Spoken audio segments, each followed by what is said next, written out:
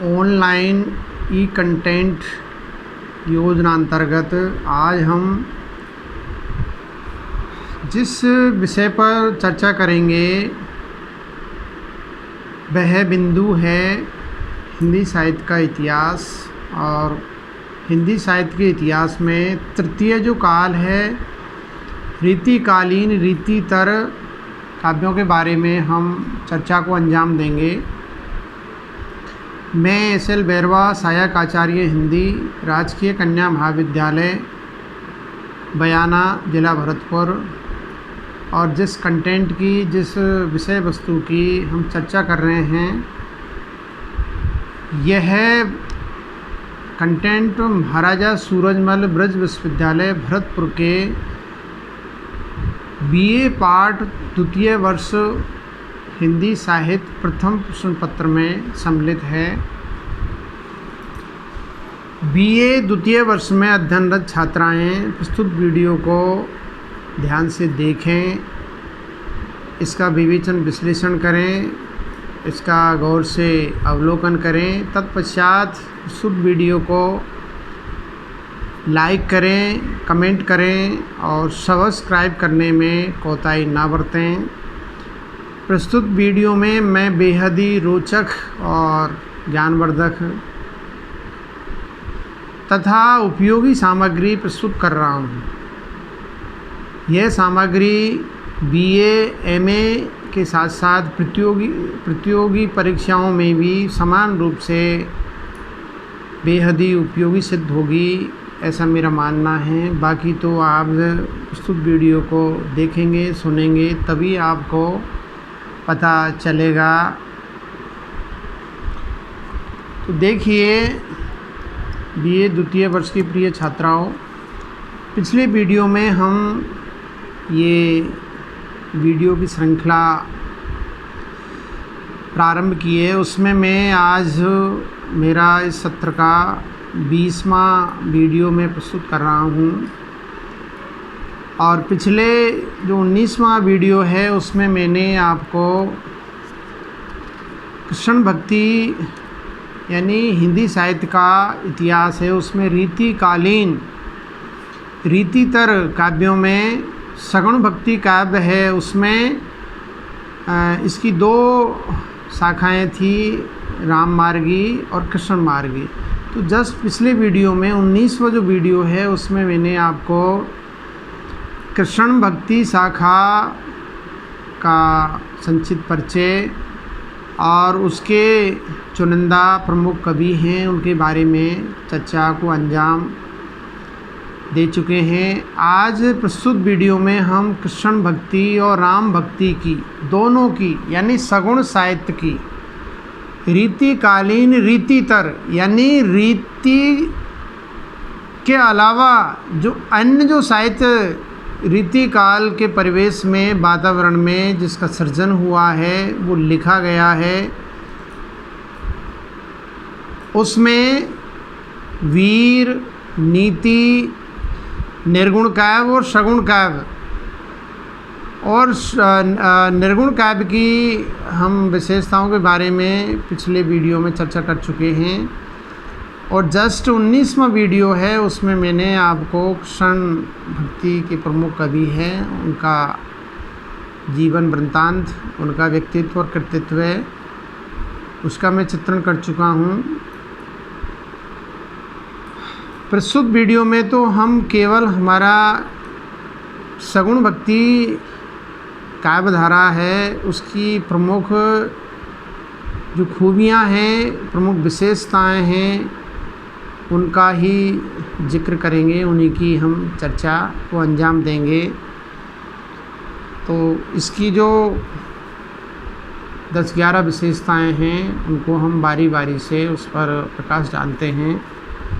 तो बीए द्वितीय वर्ष की बीए पार्ट सेकेंड ईयर की छात्राएं ध्यान से सुने।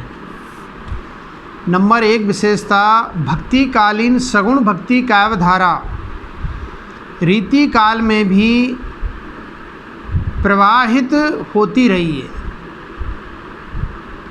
इससे भक्ति की विशिष्टता और कवि वर्ग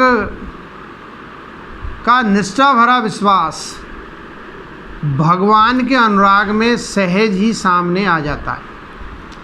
तो कहने का तात्पर्य इस काल में भगवान के प्रति भरोसा है वो उठा नहीं है कवियों का,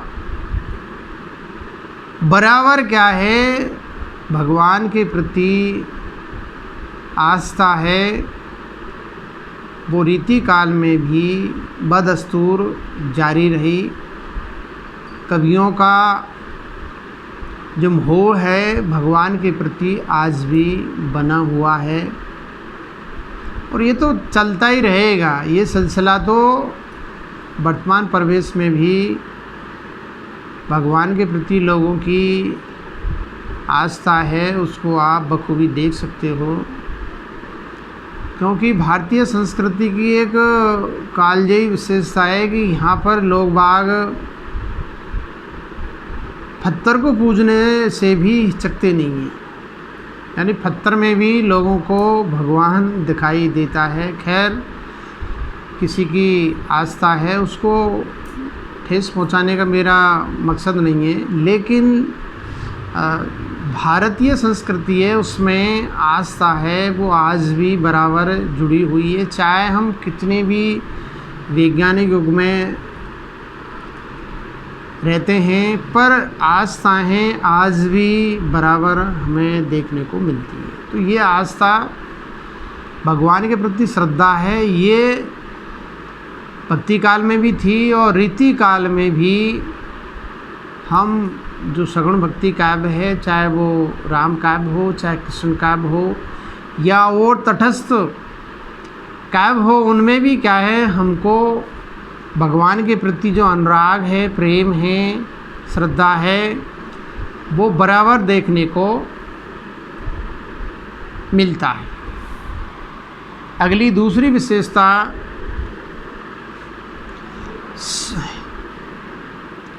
राम भक्ति और कृष्ण भक्ति दोनों संप्रदायों में हम क्या है एक आस्था है या यूँ कहें कि लगाव है, वो बराबर जुड़ा हुआ है। सगुण भक्ति के प्रमुख दो रूप राम भक्ति और कृष्ण भक्ति दोनों का ही अच्छा प्रसार देखने में आता है। ऐसा नहीं है कोई क्षेत्र विशेष में हमें ये आस्था दिखाई देती है, इसका प्रचार प्रसार संपूर्ण भारत में हम देखने को मिलता है, हमें देखने को मिलता है। किसी एक क्षेत्र विशेष में या कोई सीमाओं में हम इसको बांध नहीं सकते हैं। संपूर्ण भारत में क्या है, दोनों ही जो काव्य धाराएँ थी सगुण भक्ति की, चाहे वो राम भक्ति काव्य धारा हो चाहे कृष्ण भक्ति, इसका प्रचार प्रसार विशाल क्षेत्र में हमें देखने को मिलता है। यह दूसरी बात है, राम भक्ति और कृष्ण भक्ति दोनों ही तरह के और संप्रदाय भी देखने को मिलते हैं। यानी कई संप्रदाय वो हमें देखने को मिलते हैं, जैसे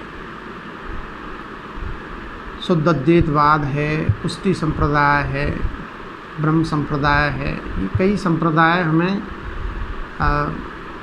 तत्कालीन जो रीतितर काव्य है उनमें हम देख सकते हैं।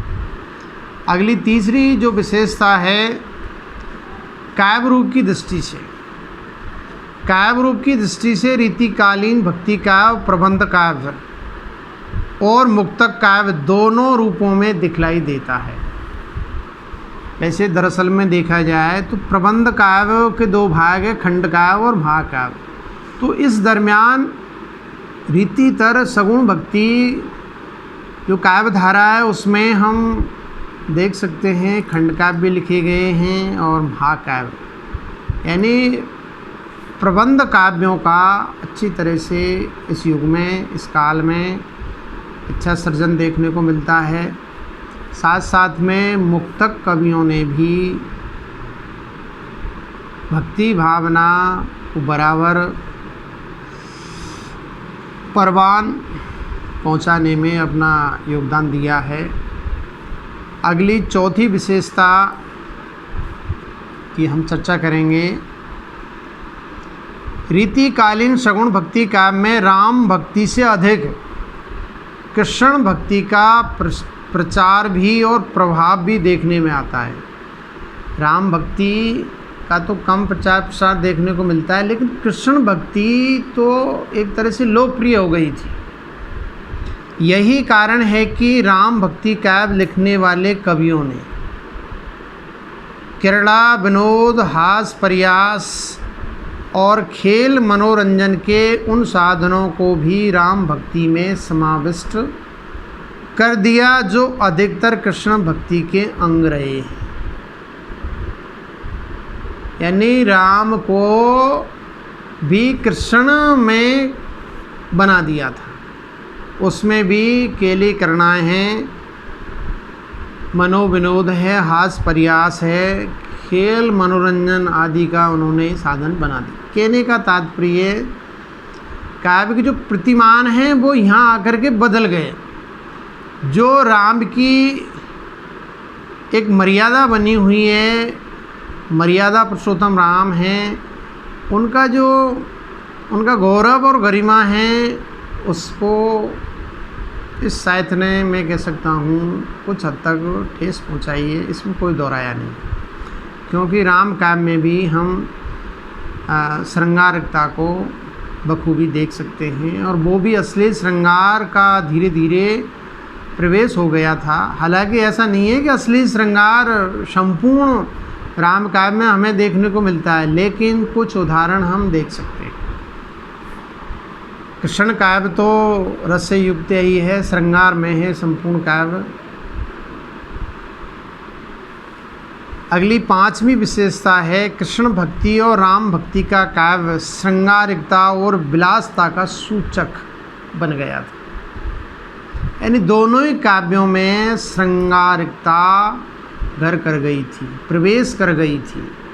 अब बहुत से कवि क्या है, बचने के प्रयास करते हैं, लेकिन वो बच नहीं पाते हैं, क्योंकि यहाँ कह सकते हैं कि पूरे कुएं में ही भांग पड़ गई।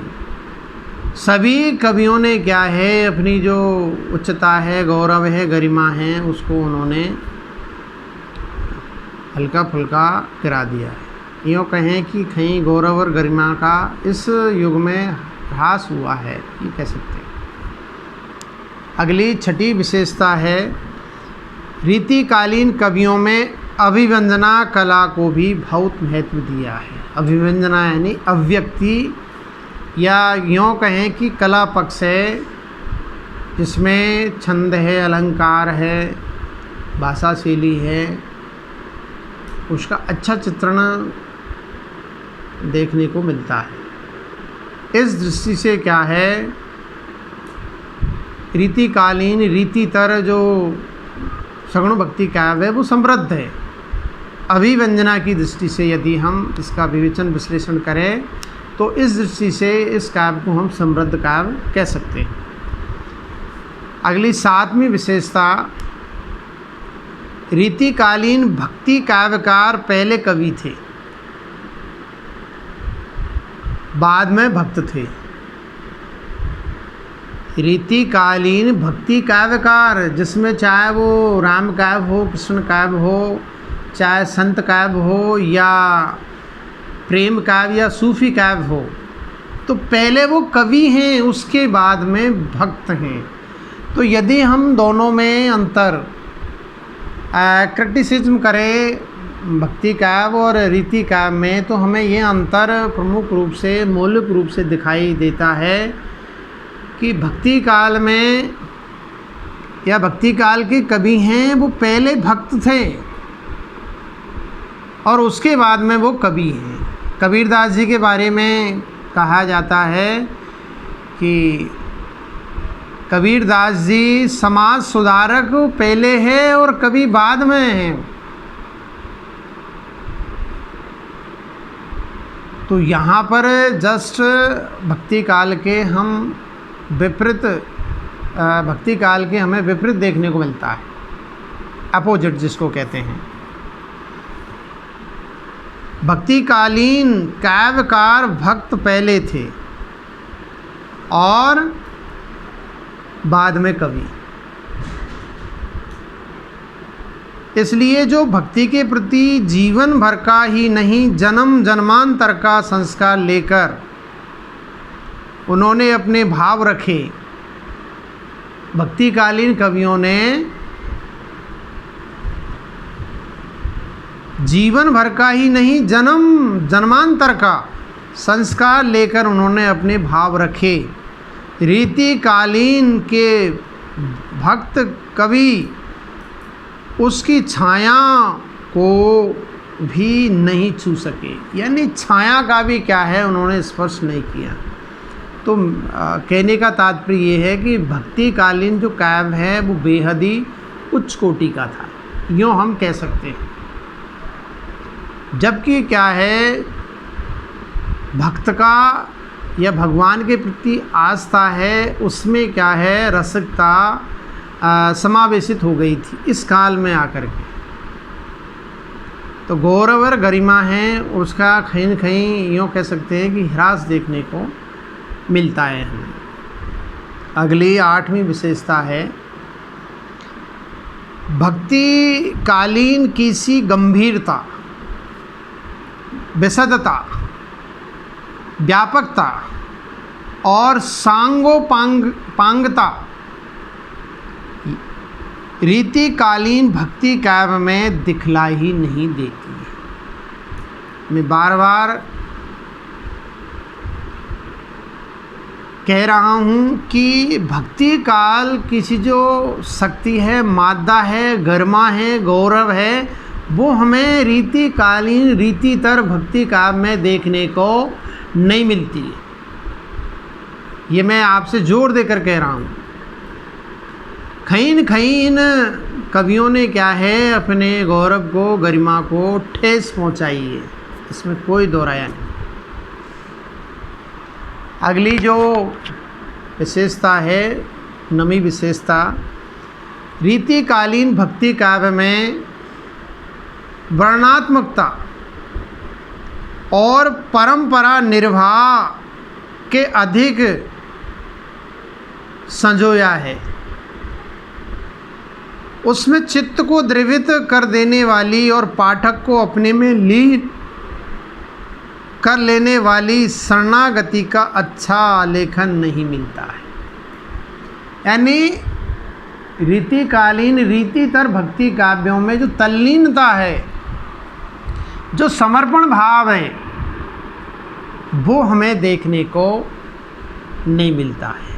यानी समर्पण का यूँ कह सकते हैं कि इस काल में अभाव था, क्योंकि भक्ति में तो भगवान के प्रति व्यक्ति को या भक्त को पूर्ण रूप से समर्पित होना पड़ता है। तो वो चीज़ें मोस्टली प्रमुख रूप से इस काल में दिखाई नहीं देती।